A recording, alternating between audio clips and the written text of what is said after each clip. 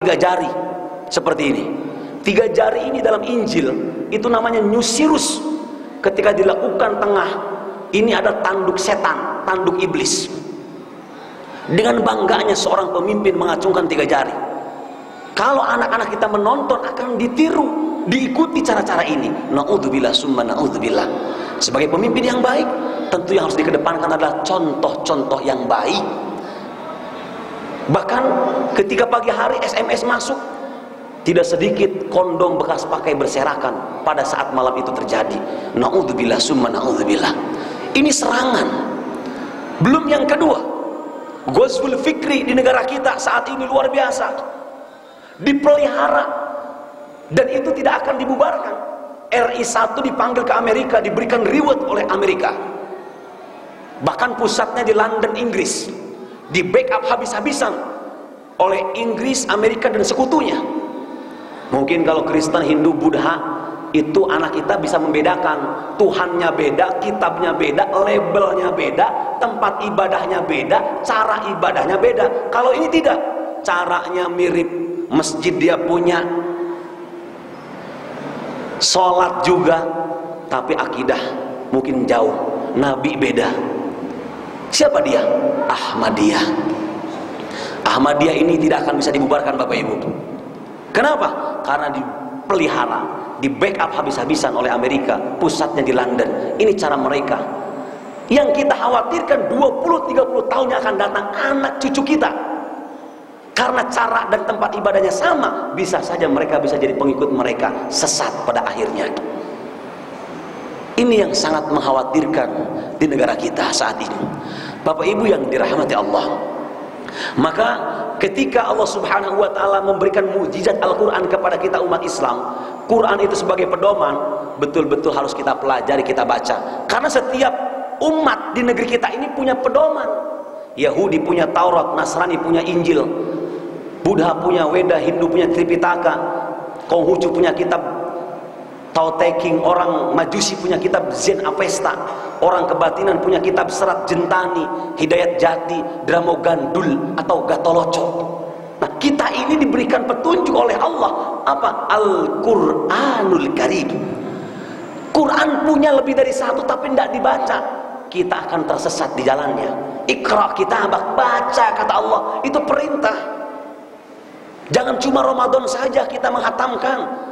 Wa yakhruju min siyami Ramadan, ada dampak, ada ekspektasi, ada hasil didikan, gemblengan, binaan selama 1 bulan di bulan Ramadan.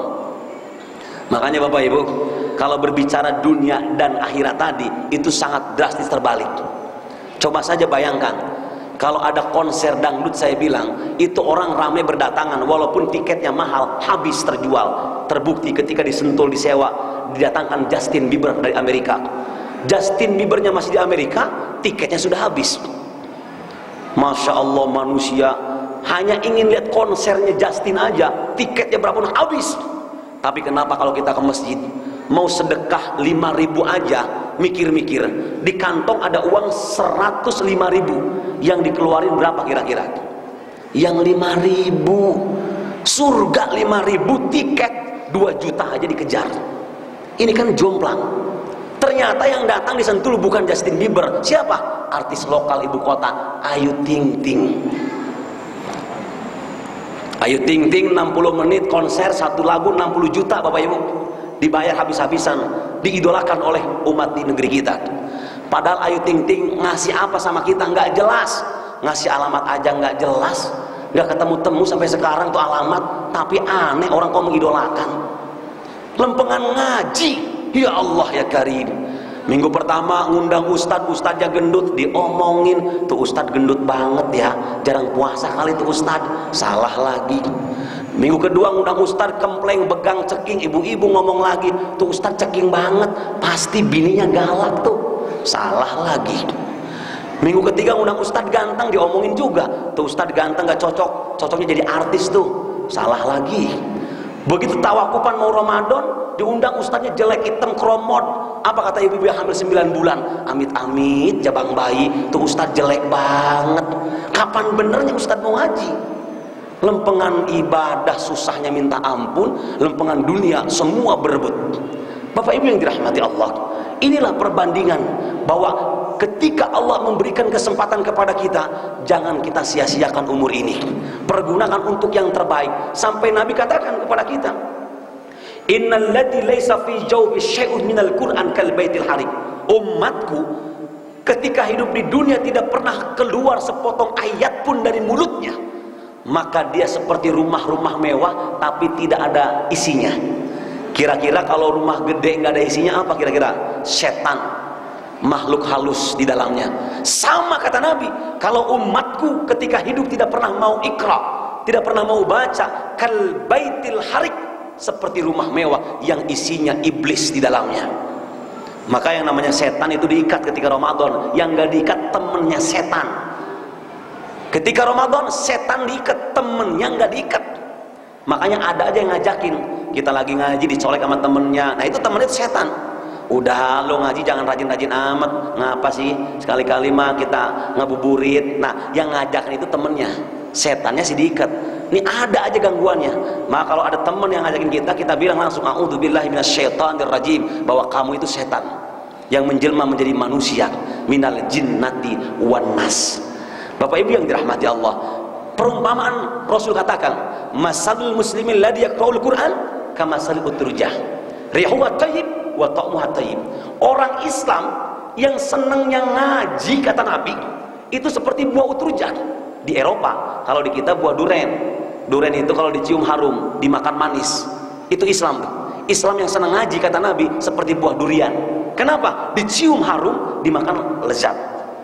Artinya Islam dia, Muslim dia, syiarnya jalan.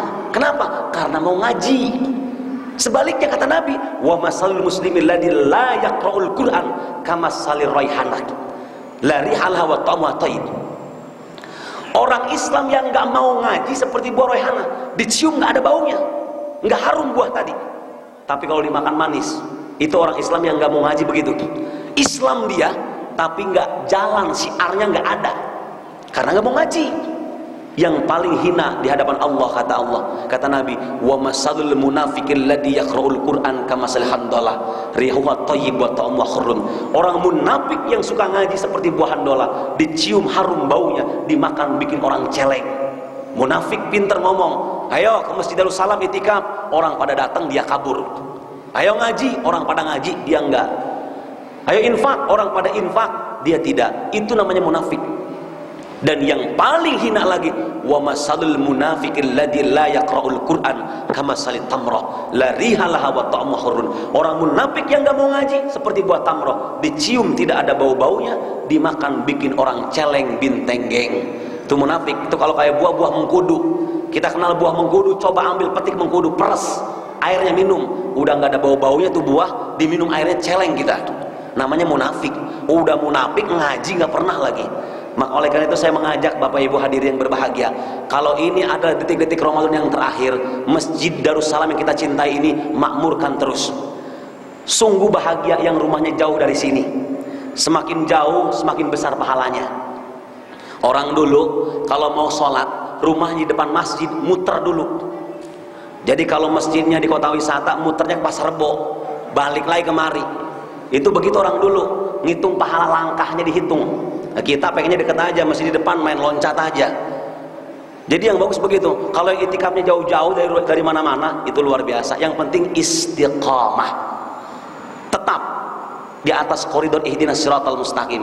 Itu istiqamah lakukan oleh kita. Bukan istiqamah istri 3 kontrakin rumah, bukan. Tapi istiqamahnya tetap di jalan Allah. Jangan mudah terombang-ambing oleh bujukan apapun. Jadi tetap dari mulai malam ganjil sampai detik-detik Ramadan berakhir. Pada ending akhirnya, kalau kita ingin mendapatkan malam 1000 bulan kebaikan, Allah akan memilih di antara kita. Karena begini, ada sebuah riwayat, 200 pasukan Rasul masuk ke dalam jurang ketika bertempur di medan perang. Semua meninggal dalam posisi yang sama, dalam kejadian yang sama, dalam waktu yang sama. Meninggal 200 pasukan tentara Rasulullah SAW. Tetapi dari 200 pasukan tadi dibangkitkan ketika di yaumul qiyamah, berbeda kondisinya. Ada yang dibangkitkan tubuhnya harum, ada yang dibangkitkan membusuk tubuhnya, ada yang dibangkitkan terbalik kepalanya, ada yang dibalikkan sepotong tubuhnya.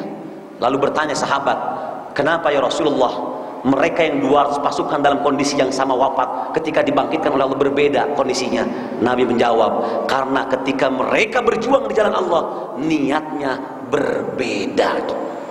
Ada yang ikhlas semata karena Allah, ada yang ingin dipuja-puji oleh manusia, dan lain sebagainya. Termasuk hadirin, kita iktikaf ini pertama yang kita bangun, luruskan niat kita. Jangan jauh-jauh kita hanya cuma numpang nyari sahur doang, jangan jauh-jauh hanya cuma numpang tidur doang, tapi luruskan niat. Saya niat iktikaf, datang ke Masjid Darussalam, betul-betul qiyamul lail, tilawah tadabbur Al-Quran, bawa bekal tiket surga dari rumah. Jadi jangan bawa tangan kosong dari rumah, siapkan tiket surga. Maksudnya adalah infak, persiapkan itu. Kalau hari ini kita bawa 100 ribu, besok datang bawa 200 ribu. Itulah rizki yang asli yang akan kita pertaruhkan di hadapan Allah kelak ketika kembali menghadap Allah Subhanahu wa ta'ala. Hadirin yang dimuliakan Allah, maka mudah-mudahan salat yang sudah kita tanamkan, sedekah yang sudah kita keluarkan, infak yang sudah kita tunaikan, santunan fuqara wal masakin yang sudah kita laksanakan dengan niat semata-mata lillahi ta'ala, semoga Ramadan tahun ini amal ibadah kita baik yang wajib maupun yang sunnah diterima oleh Allah Subhanahu wa ta'ala. Amin ya rabbal alamin. Terima kasih, hanya ini dapat saya sampaikan, kurang dan lebihnya mohon maaf. Kalamun labdun mufidun mustaqim. Summa salatu wassalamu alaikum warahmatullahi wabarakatuh.